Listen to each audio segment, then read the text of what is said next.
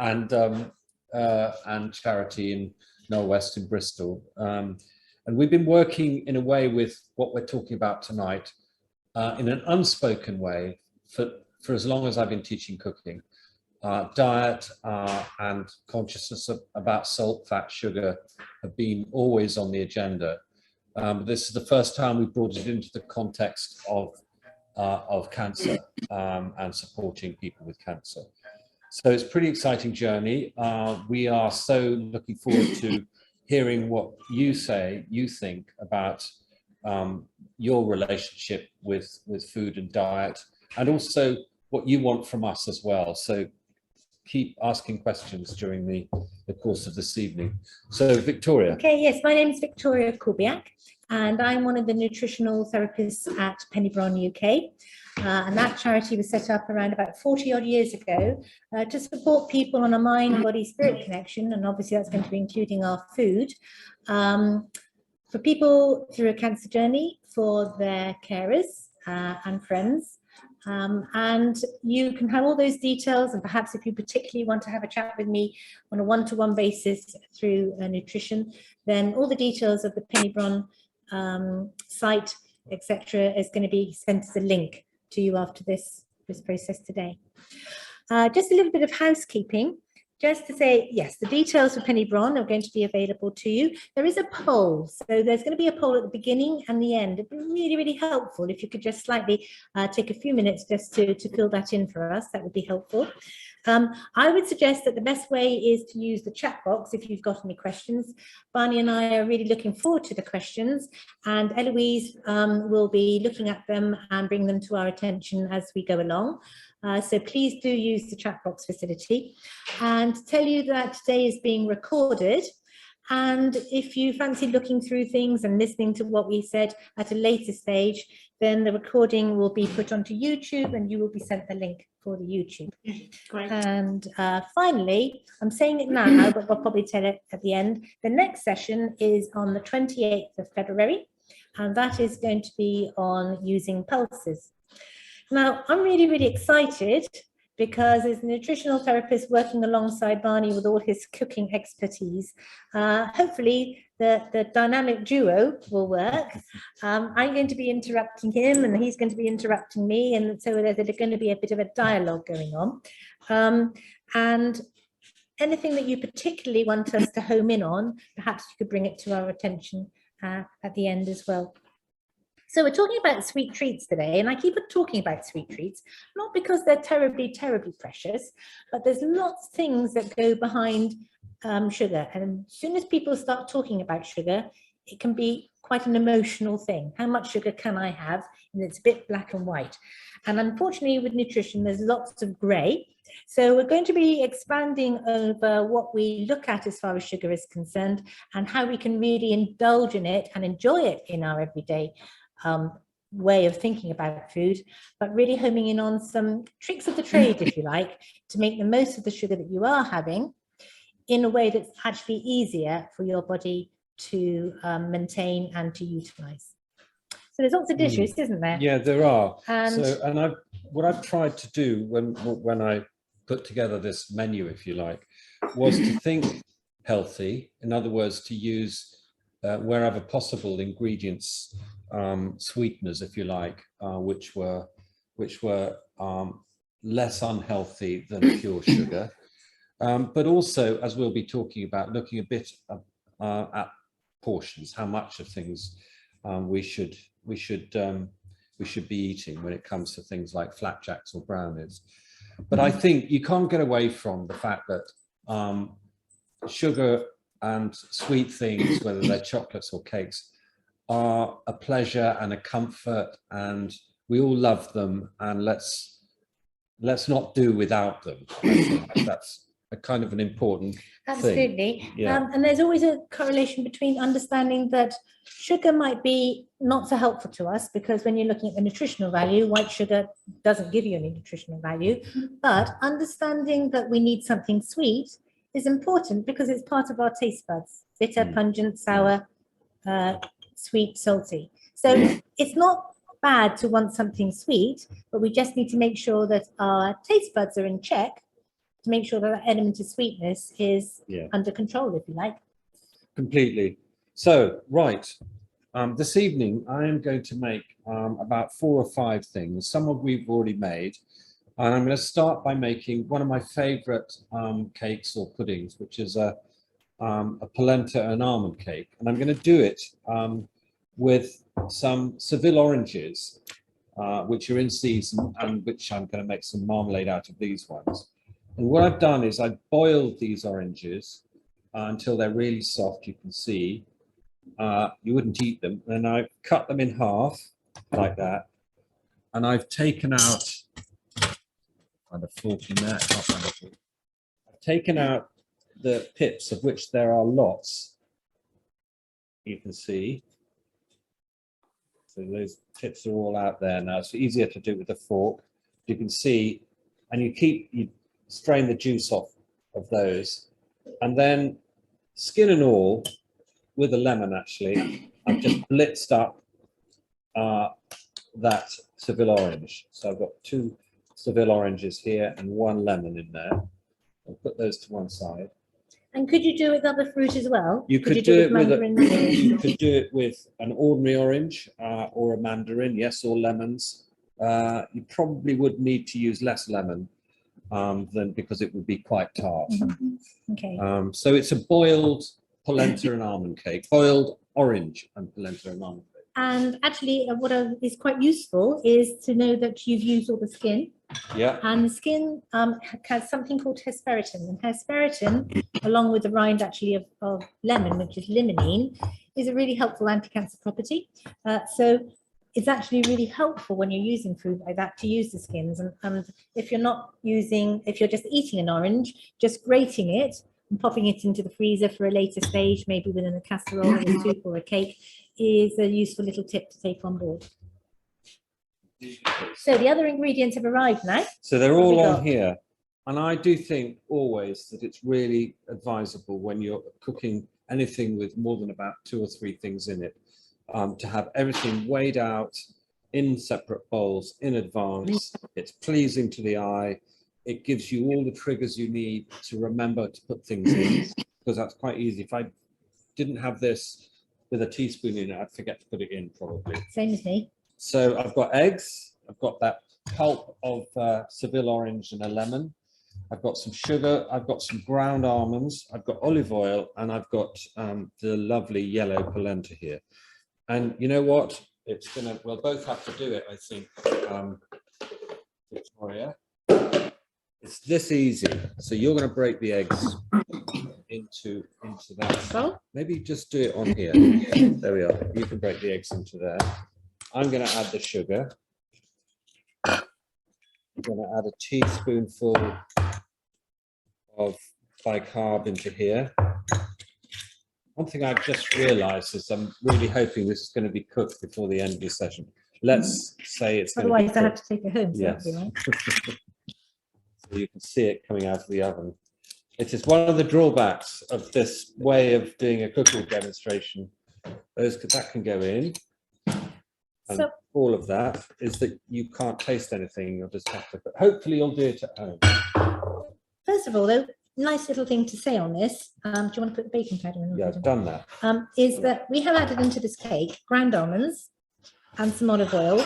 And when you're doing anything sweet, as much protein and fat that you can put in is going to help your body have the formula, if you like, to cope with the sugar in an easier way than the shock of just carbohydrate or flour and sugar in itself. So I would say that for me, I don't know what you think, but one of the healthiest ways of creating all these sweet things is ground almonds. It's just such a useful thing to I agree. To cope with. I love ground almonds. And they have a sort of sweetness about them. In itself. And then, of course, you've got the benefit of the protein coming in from the eggs as well. Yes.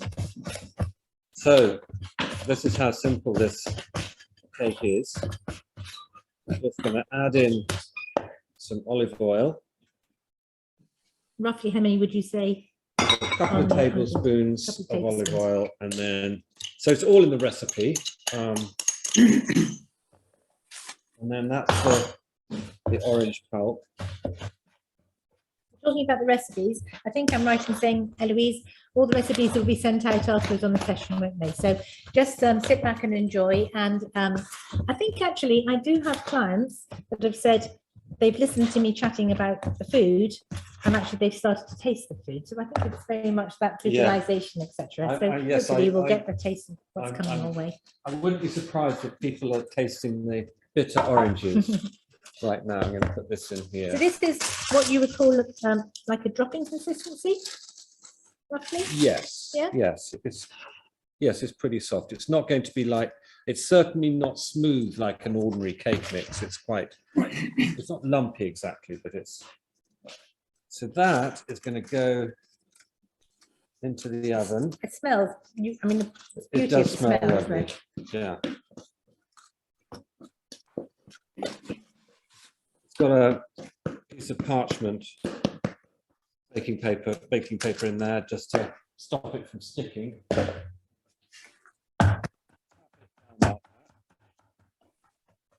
It's quite a forgiving cake, isn't it? Because otherwise, if it was spongy, then you would be treating There it we a are. little bit different. And Agnes is going to put that in the oven, aren't you, Agnes? And it's going to go in at about 170. If you could adjust that to a bit lower. And then put it on for 20 minutes, and we'll have a look at it in 20 minutes. Let's try coffee. And the cake could be served as a cake, but also you were talking about a pudding as well. Could you serve it with? Yeah, I would definitely do it as a pudding with mascarpone maybe, or creme fraiche, or what else? What other kind of non? Well, it's already got dairy in it, hasn't it? So it's already got eggs and stuff. So okay. Yes, good. So the next thing I'm going to do are the infamous chocolate brownies. Had to be done. It does. But these are sort of, it's quite a healthy version. If you're going to have chocolate brownies, this is as healthy as it gets. And So I'm probably going to interrupt you as you're talking about. Yes, please do. Okay, so what have we got? We have got some more olive oil. That's good for the pat. It could be coconut oil, but I didn't have any coconut oil, so I used that. Some more ground almonds. So that's giving you the fat and the protein. Some desiccated coconut. Forward a bit more. There we are. Sorry, move that one out of the way. So you've got desiccated coconut. Again, that's going to give you a little bit of the fat as well. Yeah. We've got some chocolate there. That's 80% cocoa. Okay, along with some cocoa powder. Cocoa powder. Okay, so here we go. Just want to say, cocoa, or cacao, even better, is probably one of the highest antioxidants we can eat. The Aztecs used to use cacao or cocoa as a currency because they saw how incredibly vibrantly useful it was as a health benefit. So there's nothing wrong with using cacao or cocoa. Cacao is unroasted, so that's going to give you even more of an antioxidant hit. When it's roasted, still useful, but that's when it becomes cocoa. So homing in on that, this bit is actually majorly helpful and nutritionally beneficial to us. So what's the difference, Victoria, between cacao and cocoa? So the cacao is unroasted, and then when it's roasted, it becomes cocoa. Okay, and that's the only difference. Yeah. And then when you're looking at what are we looking for, that's why this is just plain old cocoa powder. It wouldn't be like in some recipes would be drinking powder. We don't want to go down that route. So cocoa, and then you mentioned, I think, 80%. So the higher percentage you can get, the more health benefits it's going to be, because it's going to have cocoa first as its ingredient and then followed up by sugar. So that's quite a useful thing to look. When you go buying your chocolate, what's the first ingredient? Let's make it cocoa rather than sugar. Yeah. What else have we got? So we've got two other ingredients. One is flour, a mixture of wholemeal flour and plain white flour, and also some baking powder in there. Okay, and we could use other flours as well, couldn't we? Yeah. Spelt flour. You could use spelt, absolutely. And the last ingredient, which is significant and is what gives it a lot of the sweetness, is baked beetroot and avocado blitzed up together in a food processor. Okay, so the avocado is going to give you the protein, the fat, and the fiber, because fiber is really, really important for us as well. So this is quite rich in fiber, really going to be important for our bodies to cope with the sugar. And the beetroot Don't forget how sweet that beetroot is. In the Napoleonic Wars, Napoleon said that France, their first source of sugar was actually beetroot. So it's incredibly useful. Well, it's in the sugar family. It's in the beet it is, absolutely. family. Yeah, absolutely. Mhm. Sometimes I've done this recipe, if I haven't got a beetroot and a bit short of time, I have done it with vacuum packed beetroot as well, which sometimes works. Yeah, yeah. Good. And I think I just want to talk about this one as well. Into the recipe, we're going to put in some cinnamon. Really good research into how like a teaspoon of sugar or half teaspoon of sugar per day can actually help your body with the balance of the blood sugar levels. So I tend to say anything that I'm doing sweet, I would always put in some cinnamon anyway, because it's another little trick which tastes really nice, but is actually rather useful as well. I mean, I love cinnamon, and it goes really well with this Chocolate. recipe as well. Okay, well, we've just made a polenta cake. We're going to do pretty well the same thing with this one. So in go the dry ingredients. That's the coconut, desiccated coconut, Ground almonds. ground almonds, the flour and baking powder, chocolate, cocoa powder, cinnamon, about half that. Half teaspoon? Half a teaspoon. Oh, half a good teaspoon, yeah. Half I a like good good ones. teaspoon. Okay, there we are. Just a little tiny bit more for good measure. And then we're going to mix that lot together. With the ground almonds, I always run off the tongue ground almonds, probably a bit too much because I just know they're so easy to buy. But actually, the recipe would work well with ground nuts. So if you only had ground cashews, it would work well with that, or ground hazelnuts. But ground almonds are particularly helpful. Yeah. Yeah. There we go. And why have you chosen the little knobs of chocolate? Or It's just the way commercial kitchens tend to buy. You can actually buy them now in supermarkets like this. It's just it's easier than breaking into chopping it up into little bits. But otherwise, you just go and buy your 80% or 85% cocoa chocolate, breaking up and put it in, yeah? Yes, exactly. And what's that? So you'll notice that mostly when we make brownies, we melt the chocolate first, but this recipe, because it's got this mixture of beetroot and avocado in it, what I've done is I should have broken this sugar up a bit more. Bit lumpy, but never mind. Actually, that's going to be rather nice then, because those little chocolate nibs. Yeah, they will. They'll melt a bit, obviously, but they should be. They should have a little bit. We get little bursts of chocolate flavor. And what was the sugar you used? I used muscovado sugar. Yeah. Okay. You could try coconut sugar. Basically, sugar is sugar, but there are sometimes a bit more element of nutrition behind a coconut sugar or whatever, or honey. But I think sometimes, I don't think we're using honey for anything tonight, are we? I think sometimes we have to be a little bit... in the little drink that we're going to make ourselves, yes.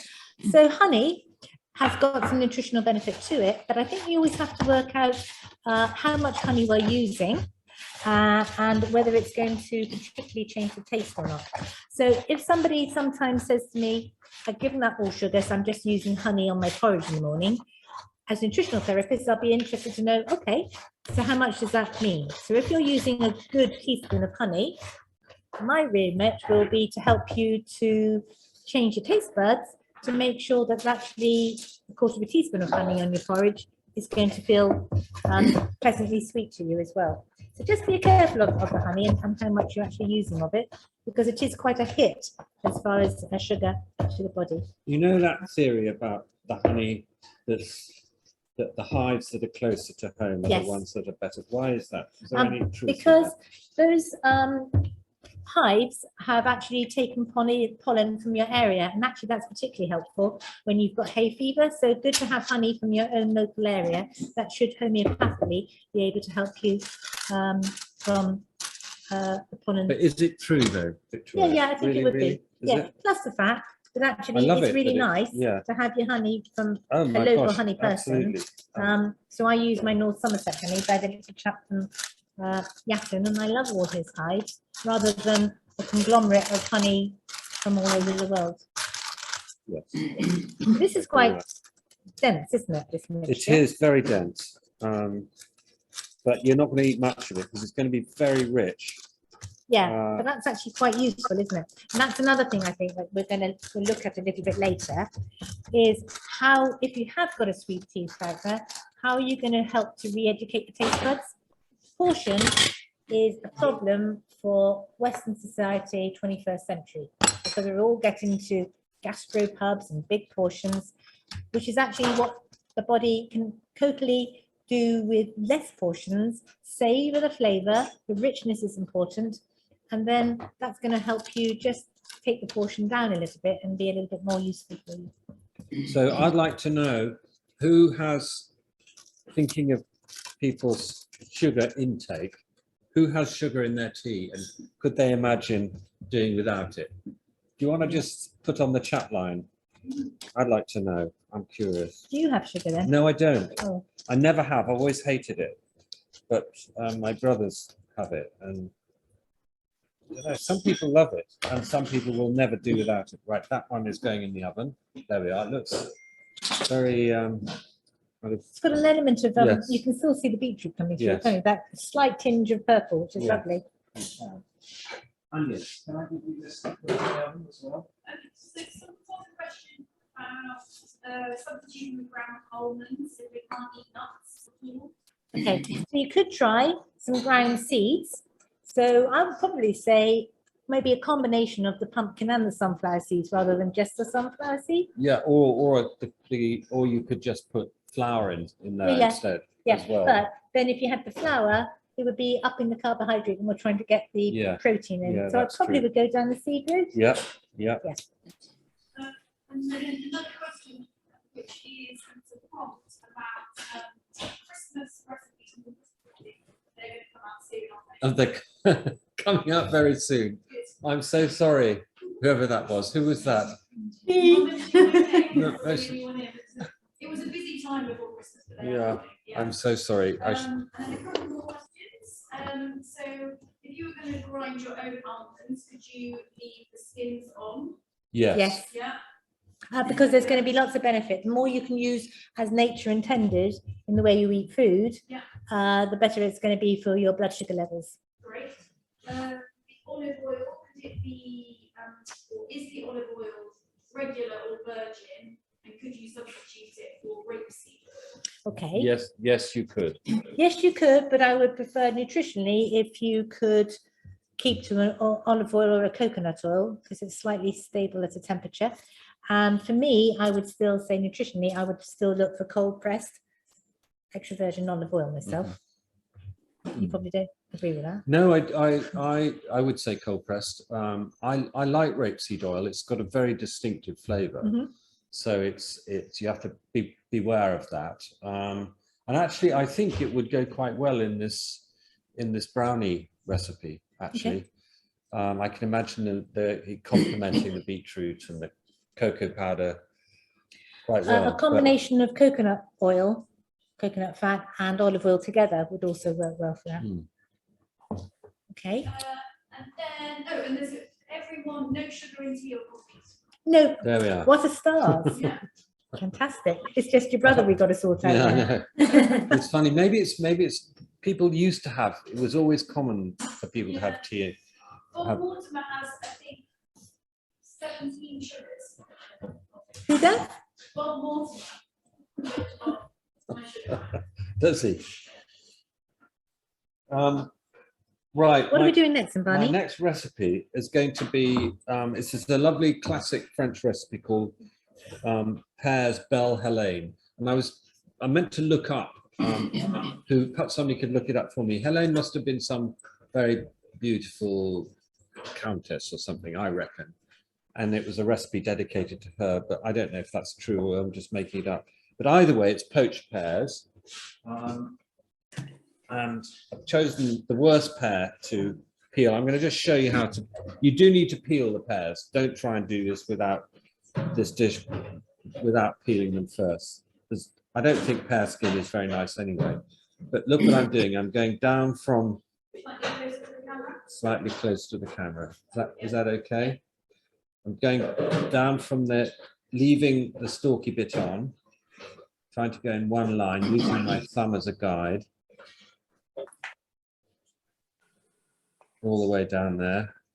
Obviously, I poached those ones Can you just in advance. talk through poaching? Yes. So it's basically water with a bit of sugar, some vanilla, and some lemon in the water. And it's poached for quite a long time. Those pears probably took about 50 minutes, maybe a bit longer even.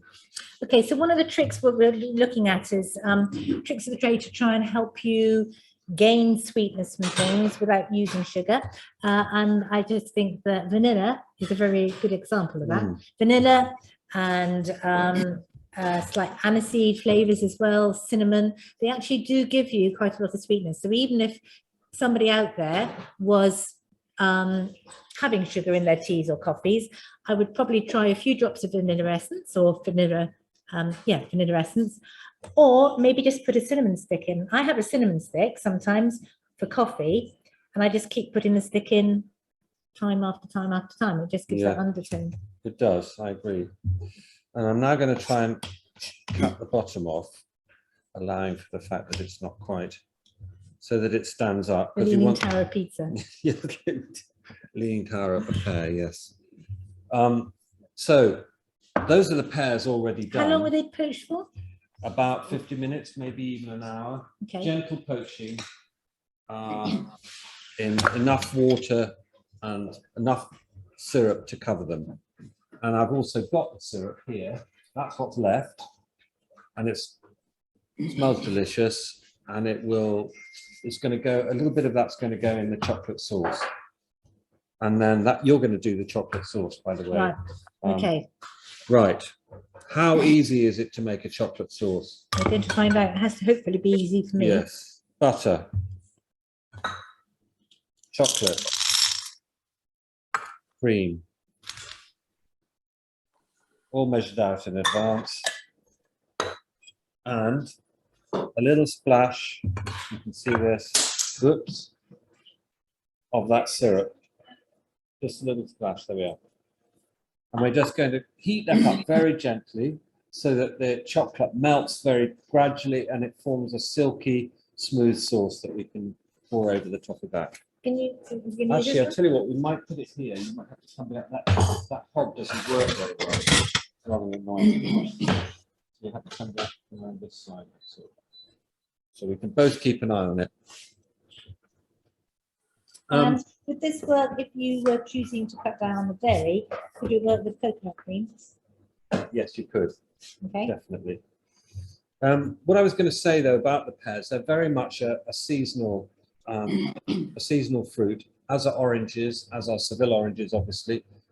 Eat oranges. They are, if you want to eat sugar, for me, I mean, the oranges at the moment are so delicious. They are at their peak. They're coming mostly from Spain, sometimes from Italy, but they are at their very best at the moment. Now, I would, if you're craving something sweet, try an orange, and you'll see how incredibly fresh and as well as being sweet. So you get the sugar hit, but you're getting something much more than that as well. But what isn't seasonal, but I had to do it anyway, are apricots. These came from South Africa. But then I argue, you know, peppercorns come from the other side of the world as well. I'm doing this because I wouldn't normally buy apricots at all at this time of year, but I wanted to show you this lovely Provençal fruit tart.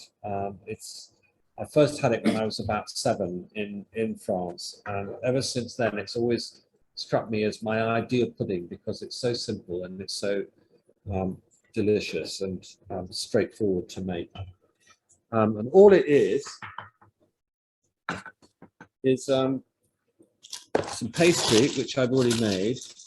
You'll notice, nothing to be horrified about, and this happens with pastry, is that it's oxidized a bit. It's gone a bit grey. Don't worry about it. Is this short pastry? This is a rough puff pastry, so it's gone a bit grey. That's what happens with unbleached flour.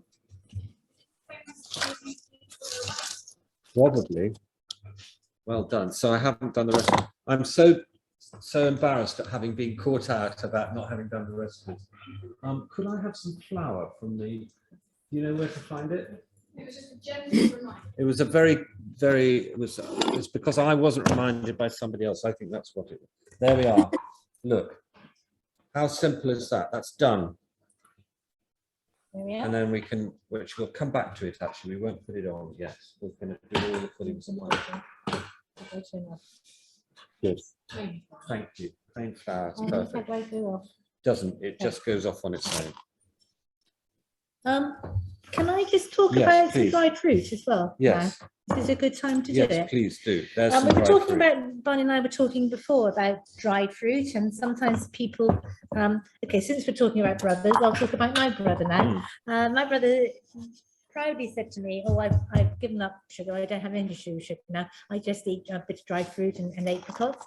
And it came out of a conversation that he was sort of snacking through 8 apricots, dried apricots a day.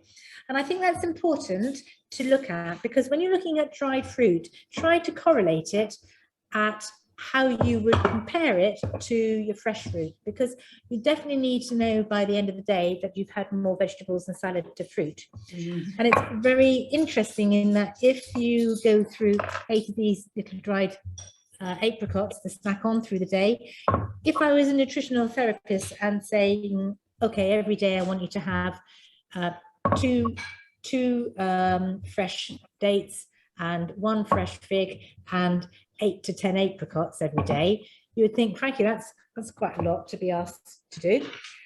So that would be worthwhile thinking about when you're looking at your dried fruit.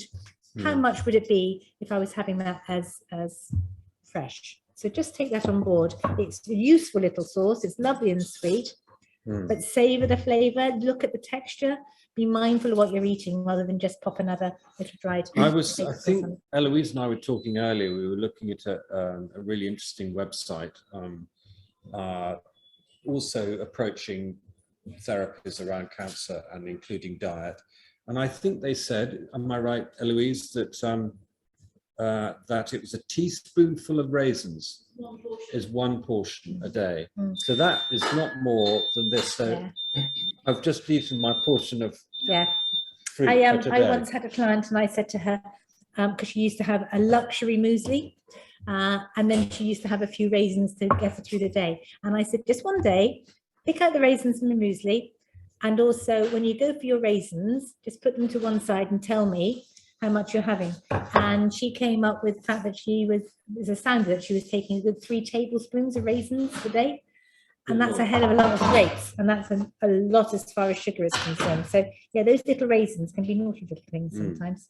You don't get the benefit of the water that you get from the Absolutely, yeah, no, absolutely. So you made it into an oblong. So in the south of France, and also in northern Italy, in Liguria, which is connected to Provence by those mountains, they do things rather than in rounds. I think it's quite interesting. It's very particular in rectangles or squares. Same with pizzas in Naples. You'll tend to see pizzas not in rounds, but on Which are big easier trays. to portion up as well. Yeah, Actually, that yeah. makes good sense to me. So that's a very simple rectangular pastry. All I'm going to do, maybe you could do some too if you've got a little knife somewhere, is we're going to cut these like this. Okay. You see? Again with the skin on. Yeah. Sorry, No. I'm prepared to Okay. share them. Yeah, there we are. We'll both do it. You could do this with figs, with peaches. What else could you do it with? Plums. Think of other fruit. Cherries. You could do a mixture. In fact, I'm going to put, because one of the ways they do it is just pure lemon, sliced, nothing taken out, rind and all, very thin, like this. Can you see that one? Is it visible? Yeah, so it's sort of that thinness. Let's do that. So I'm going to put a little bit of this just to make the point that you get this wonderful, slightly burnt lemon flavor. It sounds a bit awful, but actually it's really lovely. And again, using the whole lemon, it's helpful Yeah. for everything that nature is able to offer us. This has actually As been its zested antioxidant. because we used that to put in the Yeah. flapjacks that we're going to be doing. You need more? I think we've probably got enough there. Let's move these over here. Sour, I think actually is a really, really helpful to hit your sour taste bud, because sour really cuts through to bring attention, your mind to bring attention to the flavor that you're experiencing. It just gives a bit of clarity. So when you're looking at sweetness, one of the things is to have the clarity of that sweetness rather than just be overshadowed by the whole sweet experience. You just want to have the layers of the taste, the ground almonds coming through, the fatness coming through. And lemons is one of the easiest fruits to put in to help you on that. Yeah. Yeah. I think possibly I'm not a great grapefruit fan. But I think eating grapefruit is well, what do you think of grapefruit? Very, very helpful. Again, all the citrus have their benefits, and I think that actually, interestingly enough, I know that you love your oranges. I much prefer grapefruits because my taste bud is actually much more comfortable with the sweetness and the sourness that I get from a grapefruit than it is a non-orange. So just personal, everybody's individual. But I think that where you are with the taste buds will give you, I find sometimes bananas are, for me, more useful for cooking than they are enjoyable to eat because I find them a bit too sweet. So interesting. I'm going to I think that should probably do it. If I was doing this just with lemon, it would be quite thin on the ground as opposed to the, I'm leaving a bit of a margin. You can see it's taking rather a long time. Sorry, everybody. It's fine. I think it'll taste delicious. And I think especially, I'm all for this notion that feeling comforted by food is as much a good thing for you as, you know, whether it's nutritionally. And that's why sweet treats can be so helpful to us as well, because we were talking earlier, weren't we? We use them for celebration, birthday cake, a wedding cake. We use it for comfort. We use it for socializing. But I think it's certainly at Penny Brohn, we're looking at really helping to support you nutritionally and how that can be helpful, but we're just as interested in the mind, body, spirit connection that food is able to offer us, and being able to share food, the experience of the food, the memories that go behind it, just as important to switch on your immune system as a feel-good factor. That's going to be really helpful along your journey. So this has got, I counted it, 4 teaspoonfuls of sugar on it, of Demerara sugar, just to say. So that can go in the oven. I'm going to come over there in a minute. I'm going to have to leave for 1 minute and go and look at see how things are doing in the oven. And on that one, you could have put some flaked almonds on the top to give a little bit of protein and fat as well. So whilst we're looking at that, just thinking about sugar in itself, the body does need glucose to be able to use the mind, to be able to get things going as far as energy is concerned. So don't think that the body doesn't need any glucose as such, but you can actually get that from your everyday healthy eating way of life. So when we are looking at adding in sugar, we need to remember that we need to do it in an easier way for the body to cope with, because from 3 feet of sugar, what's 3 feet? Do you reckon? Is that 3 feet? No, that's 4 feet. 3 feet then? Yeah, I'd say 4 feet. Okay, because I'm trying not to be a fisherman. So that's 3 feet, isn't it? So from 3 feet, when it goes through processing, it creates 1 cube of sugar. And 3 feet of what nature has provided, terribly well balanced, creates 1 cube of sugar. And the body never thought it was going to ever have to cope with that concentration. And that's why you need to give it help to say, if we're going to use that commodity, we need to do lots of things to try and help the body as well as it can to be able to cope with that little bit of shock. Yeah. And we can do it because we're It's an an, omnivore. it's an extraordinary statistic, that, Yeah. isn't it, really, that idea that such a small amount of sugar comes from such a huge. And there's lots of hidden sugars, you see. Yeah. So if you're looking at squeezing an orange and maybe adding it in with a little bit of sparkly water, great. Too many cans of Coke. Well, one can is 14 teaspoons of sugar. Body didn't ever think it was going to have to cope with that. No. What are we doing next then, Barney? We're going to have a look at, I think, portions. Okay. Oh, Um, is that from this? yeah, that's from this. So I made this On the camera. flapjack earlier on. Put it on the board like that. And it's got everything that's wrong in it. It's got lots of sugar. It's got some golden syrup. It's got butter. That's it really. But it's got a lot of it in there. So there's about nearly 190 grams, maybe even 200 grams of sugar in there. So it's very sugary. And it's the kind of thing that you would get. It's actually going to be taste a lot nicer, but you might go into a cafe, into a kind of Costa cafe or wherever you go, and you'd see a portion of flapjack that you might want to have with your flat white or your Americano, whatever it was. So you tell me what that size might be if you go into a cafe. I think, looking at general coffee shops, I would say you were looking at probably that much.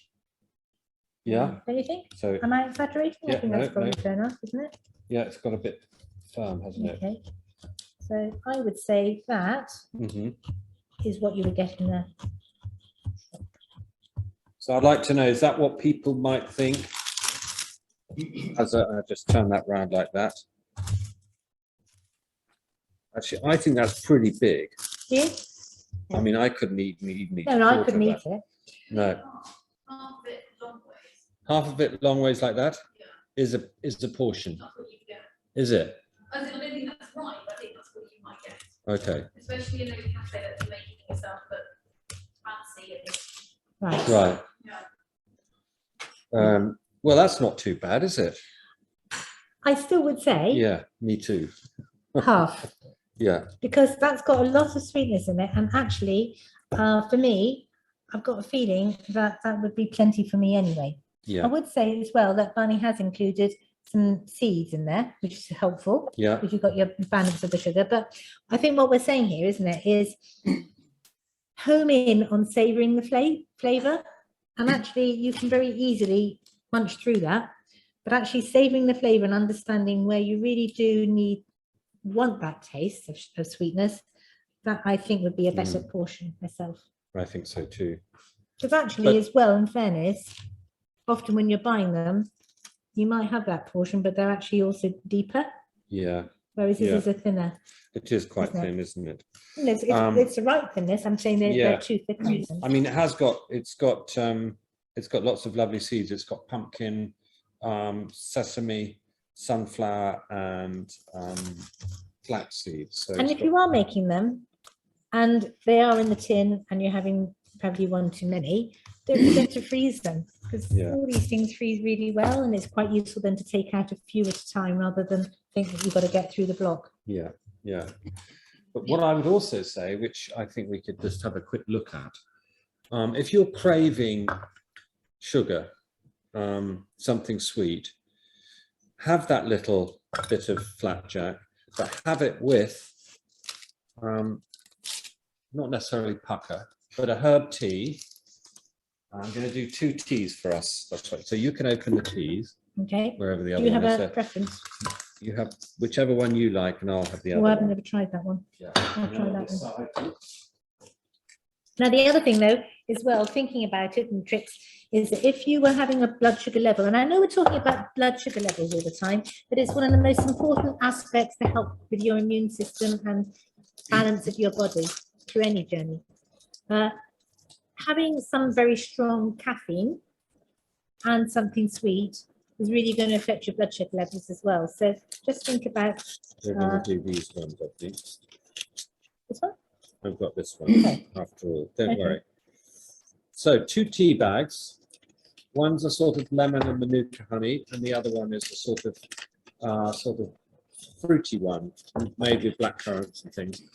But to give them a sort of both a depth of flavour and a sweetness, we're going to put a little bit of star anise in the one which has got the red fruit in it. But you haven't used star anise before, apart from the fact of looking beautiful. They do look like stars. They do look like stars. You can get them in any They supermarkets smell these like days. licorice.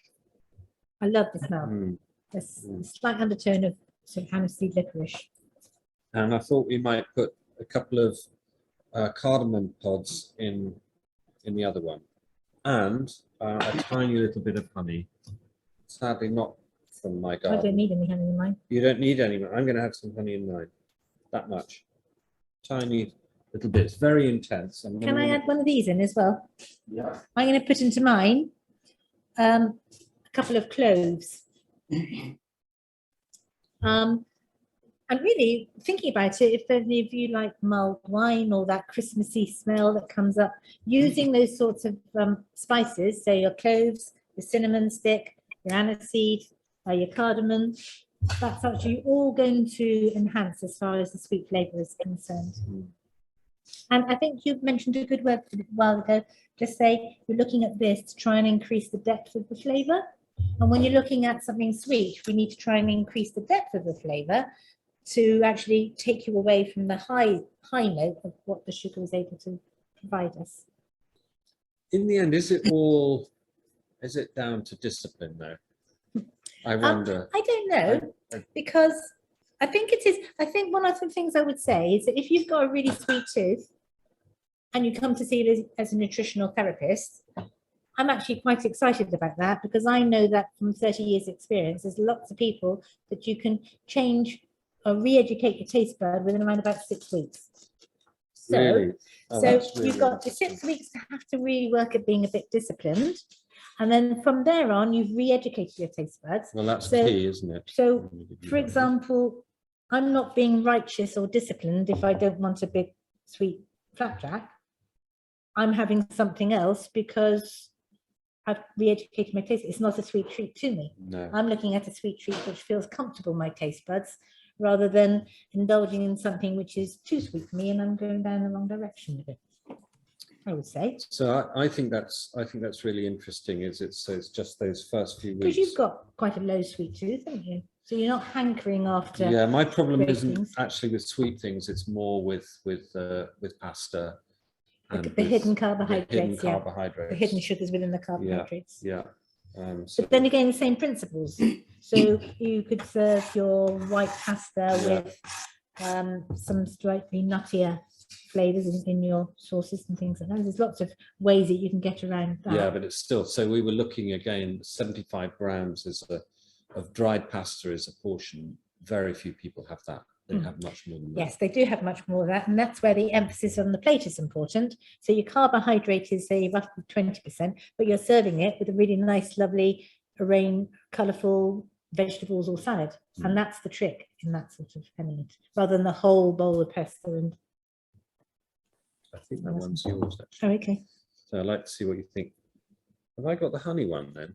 No, I got the lemon and ginger. Lemon, ginger and honey. That's why I didn't need the honey. What do you think of yours? I think it's lovely. Very aromatic. But the aromatic aspect of it is actually part of satisfying your sweet tooth, because when you're looking at your sweet taste, the whole thing is interlinked. So the smell, the taste, the texture is all going to actually put everything into balance. But mine is... Look, they're probably an amazing sweet licorice, and it tastes so sweet. Yeah. It's the perfect after dinner thing to have if you don't want to have, because I find after eating something savoury, I will often crave something sweet more than I ever would at any other time. That kind of helps in that way. Yeah, absolutely. It does. So, but mine isn't quite sweet enough, Victoria. So you know this the syrup. Yeah. From The pear syrup. Pear syrup. I'm going to put a little bit in that. And what this made me think is that a lot of my cooking and a lot of the cooking that you'll have seen so far that we've been sharing is about making sort of intuitive substitutes, either for health reasons or because you don't have an ingredient. And so in the storeroom behind us, we've got a whole lot of dried shiitake powder. So they're shiitake mushrooms which have been dried and then powdered, and there's about 4 kilos of it. Can you imagine 4 kilos of powdered mushroom? What on earth could anybody do with that? And I found out the other day of what I'm going to do with it, which is to put it into savory breads and pasta and just basically bake with it and thicken sauces with it. I've just taken a clove. Have you? And actually, I've just munched it. Oh, really? Which is lovely. Really antiseptic as well, which is why if you get toothache, it's really useful just to chew on a clove. But again, I've got an element of undertone sweetness coming through. So mine's plenty sweet enough. I think that's as much as I could eat. That much. Obvious. Shall I take the other half? Really good though. It's not too sweet, is it? It's not too sweet, but I agree. That's the sort of portion I've been looking at. See, sometimes, am I going to hold you back? Do you want to start off on the next? Well, shall I do the last one? Well, the last 2 things actually. Okay. We'll do them together. I cooked these in advance. I mean, you can see that my inclination when I think of sweet things is fruit, always with fruit, and the simpler preparation, the better, as far as I'm concerned.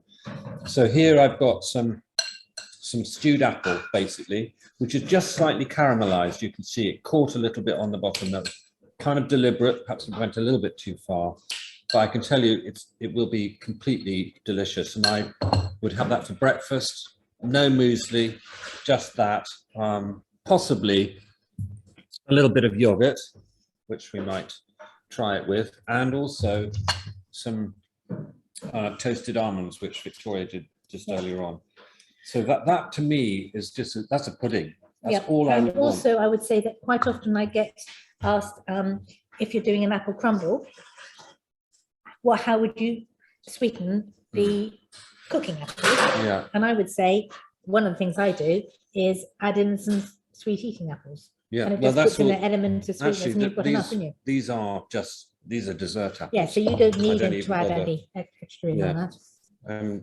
Got to be said that Also, actually thinking about it, puring it and putting it into a mixture for your cake would also work very well, wouldn't it? Yeah. Especially if you want extra sweetness, you could add in blitz and a banana as well. Yeah. Probably don't hardly need any sugar. And here's another out of season fruit, which is some roasted peaches, which just literally with the skins on. With the skins on, just halved, the stones taken out, tiny bit of sugar, and the sugar draws out the liquid, so you get this kind of syrupy. You can almost see it here, kind of syrupy syrup. A bit closer. You can't really see it, but it's really lovely, and you can put a little bit of lemon juice. I didn't yet, and also vanilla in there. Do you see that? It's a lovely colour as well. Look at that. And we're looking at vanilla because people look at vanilla flavour, vanilla essence. You're looking at the actual true essence only, rather than just the vanilla flavour. So I've got a little story on portions. Yeah.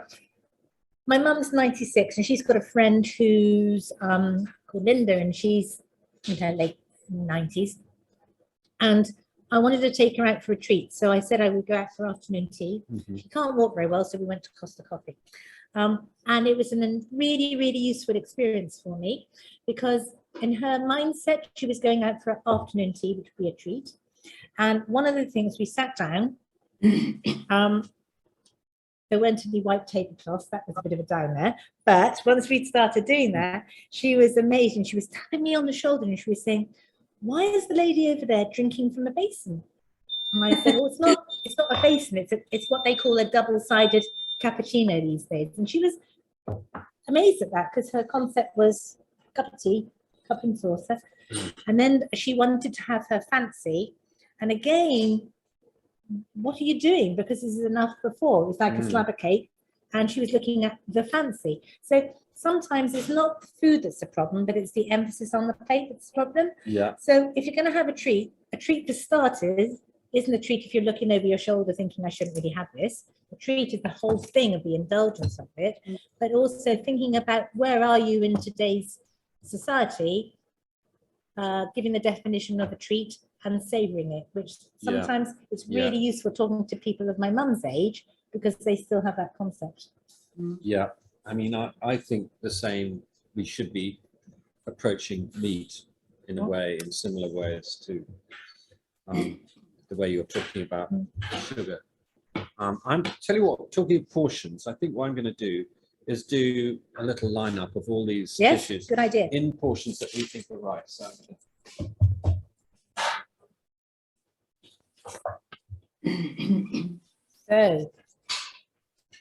Also the smell is lovely here. You don't get as much smell from just plain old sugar, but when you start using ingredients, and these ones are a good one too, as a dried fruit, is this a mature date? Yep. Yeah, really useful as a quick something sweet. I would just cut that and then just stuff it, maybe if it's got a remove the pit. But if you just want a sweet treat, for me, I would just put a good 2 walnuts in it. Yeah. Yeah, walnuts and dates. Absolutely Perfect. gorgeous, Yeah. perfect, done. And even if you wanted to dip it in a bit of chocolate, I can tell you that one square of melted chocolate will dip the end of at least 6 of these. There's only one square, so you've got your little bit of, as far as your chocolate is concerned, pop it in the mouth. You've got that bitterness coming through to balance up your taste buds. It's lovely, so close to my mouth too. Yes, I'll eat it then, Victoria. Okay. This is what I was describing earlier. This would be good enough for me. I think eating food is all about anticipation. Once you've eaten what's on your plate, and if it's only that much, and you leave it for 5 minutes, that's fine. You don't want any more. That's how I experience. I think one of the things about a sweet treat, or any treat really, or food, one of my principles is taking the respect for it and sitting down to it, rather than just taking a flapjack and eating it while you're walking on there or walking to the bus. I would still say, this is my treat and it should be savoured. So another little trick might be to sit down, do anything that you are having to enjoy sweet, enjoy the ritual. Yes, you're right. Rather than eating it while you're driving in your car. Into third gear, probably illegal. So that's that slightly peculiar looking, I'm going to say. It smells lovely. Beetroot, that's the beetroot chocolate brownie. It does smell really good. It smells rich. But it's not quite. It's going to be satisfying. It's not quite. Let's see. Let's just have a look at it. I don't usually do everything in real time. Do you want to just get that end? And then we can have a look.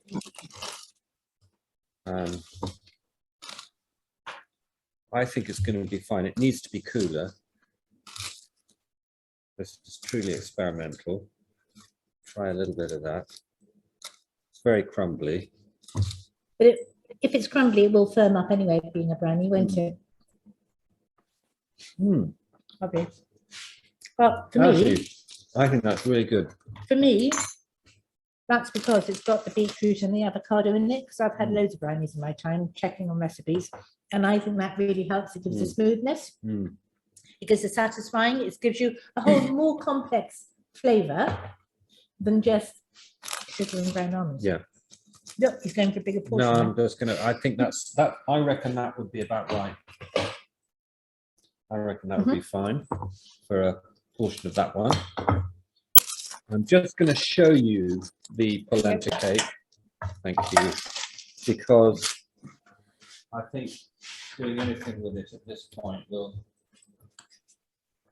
it won't work. But that too, that smells really gorgeous. That would be my pudding with a syrup with some creme fraiche or something like that on it. I just absolutely love that. Again, though, I would say similar size. Yeah. Yeah.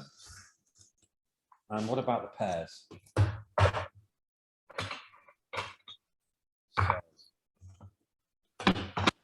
tiny bit of a heat up, actually, we're going to give it. Chocolate. Eloise, how are we doing as far as the camera is concerned? Can you see them all from here? Yeah.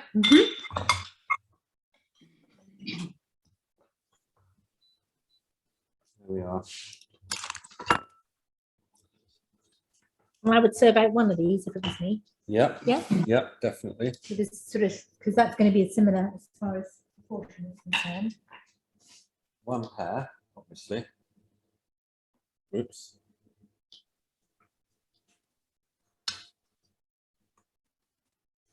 I'm just warming this chocolate up. You have to be really careful when you're doing chocolate, not to let it get too hot, because it will go granular. So it's really just warming it so that it's just melted enough. Personally, this is the Delia recipe, and actually I think it should be darker, don't you? I prefer it when it's a bit darker. This is, to me, this is going to be delicious, obviously. There we are. You can have a bit of ice cream with it if you really want to as well, but I think that'll do, don't you? Yep. You could put, I've got some hazelnuts here. They go really well with pears and chocolate as well. So you could just break up Or some. put it in the chocolate there, couldn't you? Mm. Just put it in the chocolate. Yeah, make I it mean, nice. I would probably break them up a bit rather Yeah. than just chuck them in like that. So I won't do that now, but they'd definitely be a good addition, or indeed almonds as well. Almonds would go well. Toasted pumpkin seeds. Toasted pumpkin seeds, not so much. I could. I don't think. I could. No. But I then don't again, know, it there's goes- something about pumpkin seeds. There's just Toasted. they're a bit too pumpkin, aren't they? I think Sort of toasted is- oiliness about them. They're sort of almost too savoury, I think. But anyway, So we've got brownie, fruits, yeah. pears, cake, but we're not doing the cake because, but No. it's similar portion to the brownie. Yeah. Eloise, is there any questions that's coming along? Not at the moment, no, but ask away. Okay, so we've got 10 minutes, haven't we? So if you could think about your poll at the end as well. If you've got any questions coming through or anything about sugar or anything, let's have a look at making sure we've got our little brief here. How to re-educate your taste buds. I'd like to know, I would quite like to know whether these puddings or these sweet treats, that needs a bit more, I reckon. We forgot one other which is coming out, Provençal tart, the South of France tart, which is, are they the kind of puddings that you would like to make at home, or are they? Or what is the are they sweet like- treat you like, whether Yeah. it's a pudding or not? What is the favourite sweet treat? Because these are very much what I would go for, and I'm not a great pudding person. And also just to remind people that we're talking about the use of sugar at the moment and sweet things. Don't forget that one of our problems as well is hidden sugar in the form of white rice, white pasta, white bread, and too much of it. Again, not that you mustn't have it, but what's the emphasis on the plate like? And have you got the emphasis on the plate utilizing other nutrients that the body can use to help with the sugar element of the carbohydrate? We talked about chocolate, because chocolate's actually seen as a good healthy snack now at 80%. Definitely. Making your own, you were saying making your own sweet treats at least helps you to recognize how much sugar you are putting Well, I in. think, we talked a bit about the Costa Cafe flapjack, and you don't know how much sugar it has in it.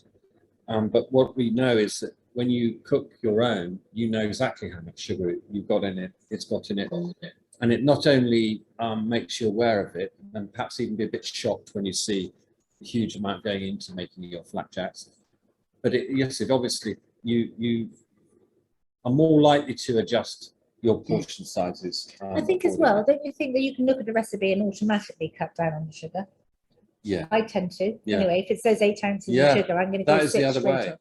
Yeah, because it's not Yeah. going to make, it may make it a little bit more dense, but Yeah. actually it's not going to make much. Yeah, no, I I think completely sometimes agree. our perception of the requirement of the sweet tooth is a bit over the top, and just looking at a recipe and automatically cutting down would be helpful. Well, I will say that all these recipes are made with reduced amounts, reduced weights of sugar, in fact, than say the flapjack I made does have a lot of sugar in it, and it does have golden syrup, but it's less than most recipes would call for. So, and I think another thing we were going to say is just be aware of sweeteners. So if you decide to come off sugar and go on to sweeteners instead, not really that helpful, because the body gets cheated and gets confused, so it starts using the sweeteners in the sugar in itself. And secondly, sweeteners are actually sweeter than sugar. So if you come away from sugar and go and use a lot of sweeteners, it starts to enhance your sweet tooth. So I would say the name of the game anyway is to try to re-educate the taste buds that you don't want so much sugar. It's not going to work if you put in something which is going to keep enhancing your sweet tooth. So sweeteners not really that helpful. Question about chocolate sauce. Could you use the dairy alternative instead of cream? Yeah. Coconut cream. Yeah. I would look for coconut cream rather than coconut milk. Absolutely. Yeah. And then favorite dessert, fruit crumble is always a favorite. Yep. And the crumble could be not using the sugar even to create a crumble. Sometimes I just do a muesli mix on the top, and your crumble's done. Yeah. And then with the children, they will mix milk and dark chocolate to try to dark chocolate for the children. Yep, it's good. Right. But I have a question. So we've got the portion side, but what about the regularity of eating these things? Monthly, daily, weekly? So I think that's where a treat is interesting. If somebody's saying to me, I only have great big jam and cream donuts, so I only have it on as a treat on Mondays, Wednesdays, Fridays, Saturdays, and Sundays, I would say, actually, you're talking about something which is regular in your diet. So I do think that you just need to be a little bit honest about a treat, how often you're going to have the treat, and then when you are, how big that treat is going to be. My treat is every night I do have a square of 85% cocoa chocolate. I find 70% now too sweet. So I savor that, and I have that every day. Luckily, it's more on the line of healthiness from the cocoa. And it's okay to have that, just as long as that's knowing that it's bringing my day to an end. And I think that's another thing as far as sweet things are concerned, having an awareness of how you're utilizing them. Is it sometimes bringing a meal to an end, or bringing the day to an end, or a morning comfort factor? Just be aware of how you're wanting to use that sweetness as well. I was thinking though that if you cut right back, Victoria, if you cut right back on pasta and white rice and bread, and said, I'm not going to eat any of those things, but I do love chocolate. I do love delicious sweet flapjacks or whatever.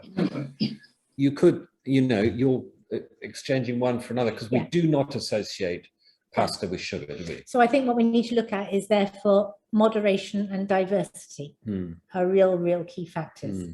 And even if you were a white rice person, maybe sometimes try out a brown basmati rice, because that's like a halfway toast.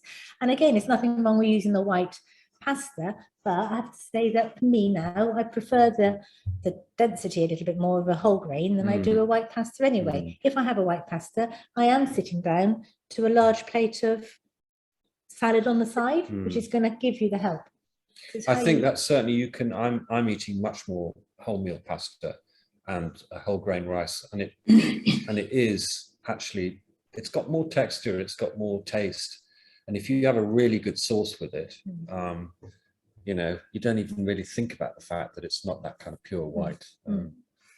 So question, some will make energy balls with oats, nut butter, seeds and honey. Great. If they reduce the honey, they don't stick together.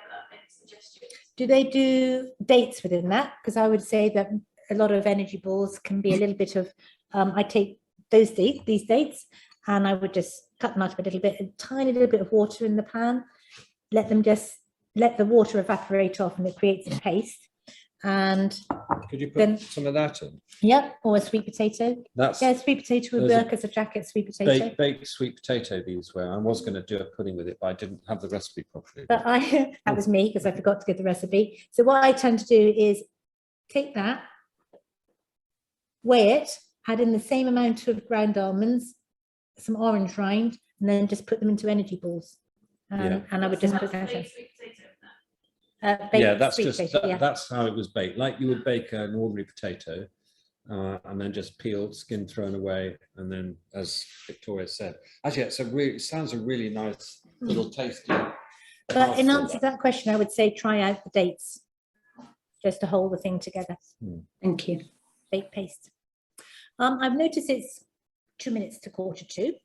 Yeah. So I think we better bring it to an end. If there are any questions or following up, then again, put them up, or you'll pick them up on chat box, won't you? Yes, Again, so look we're at, gonna launch a poll now. great, lovely. Don't forget that if you're interested again in talking a little bit more personally or seeing what else we can provide for Penny Brohn, those details are with you. And to remind you that Barney and I are looking at integrating pulses in a lot of different ways on the 28th of February. And also, please take this opportunity. I hope that you've enjoyed today and found it beneficial.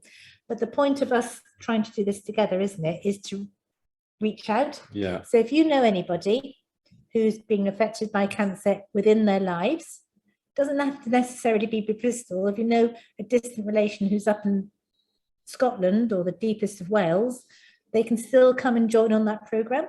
So just register up, and we'll look forward to seeing them next time. So, so do please spread the word if you think that today has been benefit. Yeah, I would second that. It's quite difficult. This is quite an interesting medium to try and communicate ideas and also to engage with people. So it really is important to hear what you might think would be useful for us to do differently, where the emphasis might be, whether there should be more science. Sometimes I think that was certainly when I had my cancer, I was very preoccupied in what was going on in my body and what the science of my diet was. Not that, and in fact, we did talk about it, you'll remember. So, but everybody has a different perspective on what's going to make them feel better about their life, which is partly what this is about. I'll just show you one last pudding. That's that little Provençal fruit tart.